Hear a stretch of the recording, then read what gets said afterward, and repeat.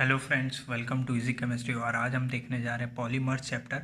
और polymers chapter में कैसे हम डिफरेंट डिफरेंट पॉलीमर्स के मोनोमर्स याद रखेंगे, उनकी सिंपल ट्रिक देखेंगे। ठीक है, तो चलिए स्टार्ट करते हैं पॉलीमर्स चैप्टर। और सबसे पहले देखते हैं पॉलीमर्स चैप्टर की कुछ बेसिक टर्मिनोलॉजीज।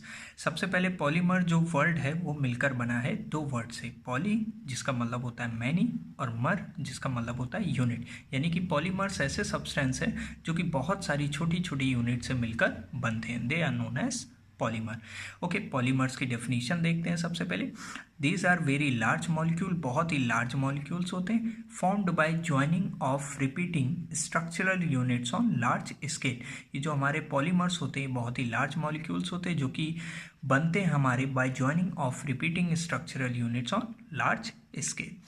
अब नेक्स्ट हम देखते हैं टर्म जो कि काफ़ी important, that is monomers. Monomers क्या होते हैं? The simple molecules from which the repeating units are derived. Monomers क्या होते हैं? वो सिंपल मॉलिक्यूल्स जिससे कि हमारी रिपीटिंग यूनिट्स जो है डिराइव होती हैं, और यही मोनोमर्स मिलकर हमारे क्या बनाते हैं? पॉलीमर्स। नेक्स्ट जो हमारा टर्म है काफ़ी important, that is polymerization. Polymerization क्या होता है?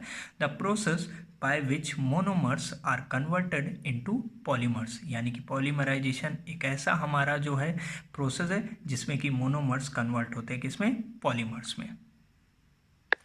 नेक्स्ट आगे हम बात करते हैं पॉलीमर्स के क्लासिफिकेशन की। सो पॉलीमर्स हमारे क्लासिफाइड होते हैं दो टाइप्स में।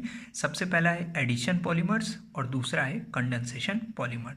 एडिशन पॉलीमर अगेन हमारे दो टाइप में क्लासिफाइड होते हैं, होमोपॉलीमर्स एंड कोपॉलीमर्स।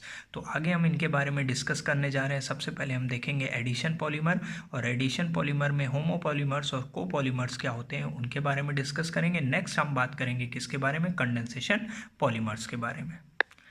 अब हम बात करते हैं एडिशन पॉलीमर्स की। एडिशन पॉलीमर्स क्या होते हैं? These are formed by the repeated addition of monomers having double और ट्रिपल बॉन्ड। और ये लाइन बहुत ही ज़्यादा इंपॉर्टेंट है कि एडिशन पॉलीमर्स कैसे मोनोमर से बनते हैं। उन मोनोमर से बनते हैं जिनके पास डबल या ट्रिपल बॉन्ड होता है। ये बात आप याद रख लीजिए, बहुत ही इंपॉर्टेंट पॉइंट है कि डबल और ट्रिपल बॉन्ड वाले जो मोनोमर्स हैं सिर्फ वही हमारे क्या बनाते हैं? Addition polymers. एग्जाम्पल जैसे पॉलीथीन। पॉलीथीन जो हमारा है पॉलीमर वो किससे बनता है? पॉलीथीन हमारा बनता है ईथीन से। सो ईथीन आपको पता ही है कि वो क्या होता है? ईथीन होता है हमारा CH2 डबल बॉन्ड CH2। तो ये हमारा क्या बनाएगा? Addition polymers. So addition polymers हमारे किससे बनते हैं? वो मोनोमर्स जहाँ पर डबल या ट्रिपल बॉन्ड प्रेजेंट होता है।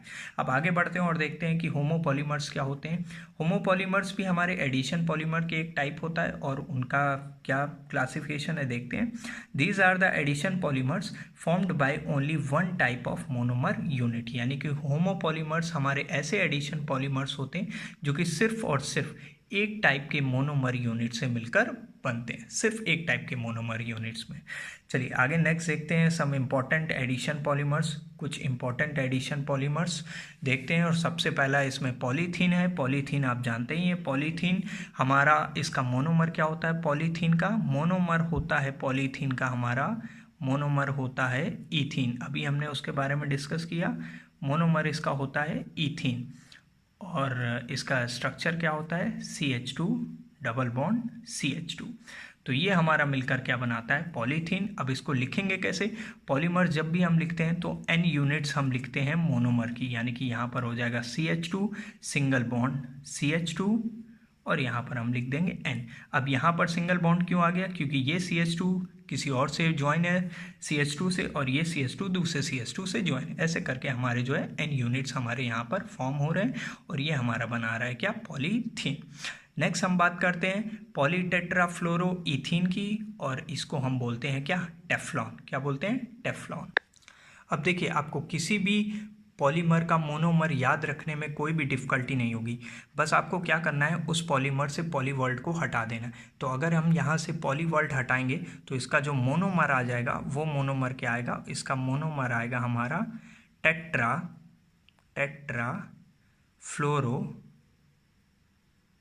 टेट्राफ्लोरोईथीन। तो ये हमारा मोनोमर आ गया किसका, टेफ्लॉन का, टेट्राफ्लोरोइथीन। इसका स्ट्रक्चर बना लेंगे, स्ट्रक्चर बहुत ही सिंपल है, क्या है, टेट्राफ्लोरोइथीन। जैसे यहाँ पर हमने बनाया CH2 डबल बॉन्ड CH2, यहाँ पर क्या हो जाएगा, H की जगह सिर्फ F आ जाएगा, क्या बन जाएगा, CF2 डबल बॉन्ड CF2। ये बन गया हमारा किसका स्ट्रक्चर, टेट्राफ्लोरोइथीन, जो कि हमारा मोनोमर है टेफ्लॉन का। ये पॉलीमराइज होगा, क्या बनाएगा, टेफ्लॉन बनाएगा। कैसे, यहाँ पर आप क्या लिखेंगे, CF2 single bond again CF2, और यहाँ पर कितने होंगे, n number of CF2 units. ठीक है, तो चलिए नेक्स्ट आगे बढ़ते हैं PVC की तरफ, polyvinyl chloride. Polyvinyl chloride PVC हमारा बहुत ही फेमस है, और इसका जो हमारा मोनोमर होगा वो क्या होगा, आपको अगेन क्या करना है, सिर्फ हमारा पॉली वर्ड हटा देना है। तो जैसे ही पॉली वर्ड हटाएंगे तो क्या बन जाएगा मोनोमर, विनाइल क्लोराइड। क्या बन जाएगा, विनाइल क्लोराइड। अब विनाइल क्लोराइड का स्ट्रक्चर क्या होता है, विनाइल क्लोराइड का स्ट्रक्चर बहुत ही सिंपल है। विनाइल क्लोराइड का स्ट्रक्चर होता है हमारा क्या, CH2 डबल बॉन्ड CH और उससे लगा हुआ Cl। ये हमारा स्ट्रक्चर होता है किसका, विनाइल क्लोराइड का। अब ये जब हमारा पॉलीमराइज होगा तो क्या बना लेगा हमारा, पॉलीविनाइल क्लोराइड। कैसे इसका स्ट्रक्चर लिखेंगे, सबसे पहले CH2, अब ध्यान दीजिएगा यहाँ पर जो है डबल बॉन्ड नहीं रहेगा, सिंगल बॉन्ड CH और उससे लगा हुआ Cl। ये बन गया हमारा स्ट्रक्चर किसका, पॉलीविनाइल क्लोराइड, यानी कि PVC। नेक्स्ट आगे बढ़ते हैं और देखते हैं पॉलीएक्राइलोनाइट्राइल, जो कि फेमसली बोला जाता है पैन। तो पैन का स्ट्रक्चर कैसे बनाएंगे देखते हैं। सबसे पहले उसका मोनोमर क्या होगा, तो मोनोमर पता करने के लिए आपको पता ही है, मोनोमर पता करने के लिए आपको क्या करना है, पॉली वर्ड को हटा देना है। तो जैसे ही पॉली वर्ड हटाएंगे तो क्या बन जाएगा इसका मोनोमर, एक्राइलोनाइट्राइल। क्या बन जाएगा, एक्राइलोनाइट्राइल। अब इसका स्ट्रक्चर क्या होता है एक्राइलोनाइट्राइल का, बहुत ही सिंपल होता है, CH2 डबल बॉन्ड CH और उससे लगा हुआ Cn। ये बन गया हमारा स्ट्रक्चर किसका, एक्राइलोनाइट्राइल का।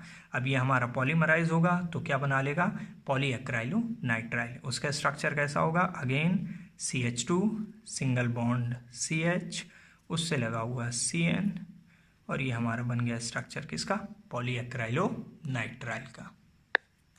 अब हम बात करते हैं कोपॉलीमर्स की। कोपॉलीमर्स क्या होते हैं, को का मतलब होता है टुगेदर।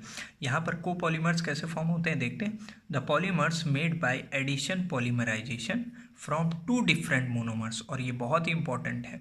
कोपॉलीमर्स कैसे बनते हैं, जब दो डिफरेंट मोनोमर्स ऐड होते हैं तो वो हमारा क्या देते हैं, copolymers. They are termed as copolymer. जैसे example buna S, buna N etcetera.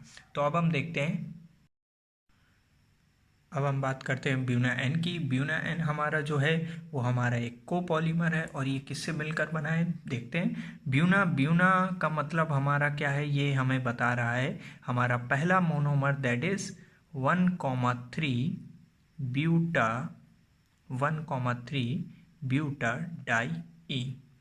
Buena N हमारा जो है क्या है, किससे मिलकर बना है, 1,3 ब्यूटाडाइईन, और N जो है वो हमारा बता रहा है क्या, एक्राइलोनाइट्राइल। वो हमारा बता रहा है एक्राइलोनाइट्राइल, यानी कि जो हमारा ब्यूना N है वो इन दोनों से मिलकर बना है, 1,3 ब्यूटाडाइईन एंड एक्राइलोनाइट्राइल। देखते हैं कि अब हम कैसे ब्यूना N पॉलीमर बना सकते हैं फ्रॉम दीज मोनोमर्स। तो सबसे पहले हम स्ट्रक्चर बनाएंगे 1,3 ब्यूटाडाइन का। तो 1,3 ब्यूटाडाइन का स्ट्रक्चर हो जाएगा CH2 डबल बॉन्ड CH उससे लगा हुआ CH फिर डबल बॉन्ड CH2।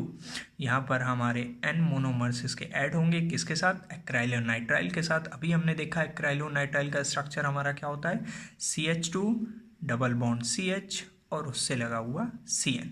अब ये दोनों पॉलीमराइज जब होंगे हमारे क्या बनाएंगे, ब्यूना N, और उसका स्ट्रक्चर हम कैसे लिखेंगे, सबसे पहले हम लिखेंगे CH2 को, इस वाले CH2 को, और अब आपको पता है कि यहाँ पर जो डबल बॉन्ड है वो हट जाएगा। इसके बाद हम क्या लिखेंगे CH, और अब यहाँ पर आ जाएगा बीच में CH और CH के बीच में आ जाएगा डबल बॉन्ड। यहाँ पर हम लिख देंगे CH फिर अगेन CH2 फिर उससे लगा हुआ ये वाला हमारा CH2 then CH single bond आएगा क्योंकि ये हमारा आगे ज्वाइन हो जाएगा और इससे लगा हुआ Cn। तो ये हमारा जो है बन गया स्ट्रक्चर किसका हमारा ब्यूना एन का। ब्यूना एन किससे मिलकर बना है 1,3 ब्यूटाडाइन एंड एक्राइलोनाइट्राइल। अब हम आगे बात करेंगे ब्यूना एस की। तो ब्यूना एस भी हमारा किससे मिलकर बना है, अगेन ब्यूना, यहाँ पर ब्यूना का मतलब क्या है 1,3 ब्यूटाडाइन, और एस का मतलब क्या है, एस का मतलब है हमारा स्टाइरिन। क्या है, स्टाइरिन। तो अब हम देखते हैं कि ये दोनों मिलकर कैसे हमारा ब्यूना एस को फॉर्म करेंगे। सबसे पहले हम क्या करते हैं 1,3 ब्यूटाडाइन का स्ट्रक्चर बना लेते हैं। बहुत ईजी, अभी हमने बनाया था। क्या हो जाएगा CH2 डबल बॉन्ड CH, फिर CH, then double bond CH2। अब ये किसके साथ ऐड होगा, स्टाइरिन के साथ। और स्टाइरिन का स्ट्रक्चर जो होता है हमारा वो होता है CH2 डबल बॉन्ड CH, और उससे साथ लग जाएगा C6H5। ये दोनों हमारे पॉलीमराइज होकर क्या बना लेंगे ब्यूना एस। कैसे बनाएंगे आपको पता ही है, इजी है। अब सबसे पहले क्या आएगा CH2 आएगा, फिर सिंगल बॉन्ड CH, देन हमारा double bond CH, then single bond CH2, then ये वाला हमारा CH2, और उससे लगा हुआ हमारा सिंगल बॉन्ड CH, और CH से लगा हुआ हमारा C6H5। ये हमारा स्ट्रक्चर बन गया किसका, ब्यूना एस का। सो ब्यूना एस, ब्यूना एन किससे मिलकर बना है 1,3 ब्यूटाडाइन से और एक्राइलोनाइट्राइल से, और ब्यूना एस हमारा 1,3 butadiene as well as styrene से। तो ये आप याद रखिएगा। याद रखने का सबसे सिंपल तरीका है, ब्यूना का मतलब 1,3 ब्यूटाडाइन, और एन का मतलब है एक्राइलोनाइट्राइल, एस का मतलब है स्टाइरिन। अब हम आगे बात करते हैं कंडेंसेशन पॉलीमराइजेशन की। और कंडेंसेशन पॉलीमराइजेशन से हमारे फॉर्म होते हैं कंडेंसेशन पॉलीमर्स। ये क्या होते हैं हमारे, this type of polymerization involves a repetitive condensation reaction between two bifunctional monomers. और ये बहुत ही इंपॉर्टेंट पॉइंट है। एडिशन पॉलीमर्स हमारे कैसे फॉर्म हो रहे थे, वो मोनोमर्स से जिनके पास डबल या ट्रिपल बॉन्ड थे, और कंडेंसेशन पॉलीमर्स किससे हमारे फॉर्म हो रहे हैं, ऐसे मोनोमर्स से फॉर्म हो रहे हैं जिनके पास 2 बायफंक्शनल मोनोमर से हमारे फॉर्म हो रहे हैं। बायफंक्शनल ग्रुप हमारे कुछ भी हो सकते हैं, जैसे OH ग्रुप हो सकता है हमारा, NH2 ग्रुप हो सकता है, COH ग्रुप हो सकते हैं। यानी कि 2 बायफंक्शनल मोनोमर्स जो हमारे पास फंक्शनल ग्रुप है, ऐसे मोनोमर से मिलकर हमारे बनते हैं क्या, कंडेंसेशन पॉलीमर्स। 3 इंपॉर्टेंट हमने पॉलीमर्स लिए हैं। सबसे पहला नायलॉन 6,6, बहुत ही ज़्यादा इंपॉर्टेंट, बहुत बार पूछा गया है। देन टेरिलीन और डैक्रोन, एंड नेक्स्ट इज PHBV। तो सबसे पहले देखते हैं हम नायलॉन 6,6 के बारे में। नायलॉन 6,6 हमारा जो है वो मिलकर बनता है 2 पॉलीमर से, और उनके नाम है हमारे, सबसे पहला हमारा पॉलीमर है हेक्सामिथाइलिन, हेक्सामिथाइलिन डाईअमाइन। सबसे पहला हमारा हेक्सामिथाइलिन डाईअमाइन, और दूसरा हमारा जो इसका मोनोमर है दैट इज एडिपिक एसिड। दूसरा हमारा क्या है, एडिपिक एसिड है, एडिपिक एसिड। तो ये दोनों मोनोमर्स हैं हमारे किसके, नायलॉन 6,6 के। अब इनके स्ट्रक्चर बनाते हैं और देखते हैं कि कैसे इससे हमारा नायलॉन 6,6 फॉर्म होगा। तो सबसे पहले स्ट्रक्चर बना लेते हैं हमारा हेक्सामिथाइलिन डाईअमाइन का। हेक्सामिथाइलिन डाईअमाइन का स्ट्रक्चर कैसे बनेगा, सबसे पहले N, और यहाँ पर हो जाएगा हमारा H2N CH2 6NH2। ये हमारा स्ट्रक्चर बन गया किसका, हेक्सामिथाइलिन डाईअमाइन का। अब बनाते हैं एडिपिक एसिड का स्ट्रक्चर। और एडिपिक एसिड का स्ट्रक्चर बहुत ही सिंपल है। कैसे बनाएंगे, हमारा एडिपिक एसिड का स्ट्रक्चर बन जाएगा NHOOC CH2 4COOH। ये हमारे दोनों स्ट्रक्चर बन गए किसके, एडिपिक एसिड एंड हेक्सामिथाइलिन डाईअमाइन। ध्यान दीजिएगा नायलॉन 6,6 में ये दोनों 6 जो हैं वो क्या डिनोट करते हैं, पहला वाला 6 डिनोट करता है यहाँ पर नंबर ऑफ कार्बन एटम्स कितने हैं 6, और दूसरा 6 डिनोट करता है यहाँ पर नंबर ऑफ कार्बन के एटम्स कितने हैं 4, 5 एंड 6। तो नायलॉन 6,6 में हमारे 6 ये दोनों क्या डिनोट करते हैं, number of carbon atoms in hexamethylene diamine and adipic acid. तो अब ध्यान से देखिएगा कि कैसे हम पॉलीमर बनाएंगे नायलॉन 6,6। आपको यहाँ पर ये याद रखना है कि जब भी हम ये दोनों मोनोमर लिखेंगे तो क्या होगा, यहाँ से निकलेगा हमारा OH। ध्यान दीजिएगा, हमेशा कंडेंसेशन पॉलीमर ऐसे रिएक्शन होते हैं जिसमें कुछ सिंपल मॉलिक्यूल्स निकलते हैं, जैसे वाटर, HCl। तो यहाँ से क्या निकलेगा, यहाँ से निकलेगा हमारा OH और यहाँ से क्या निकलेगा, एक H।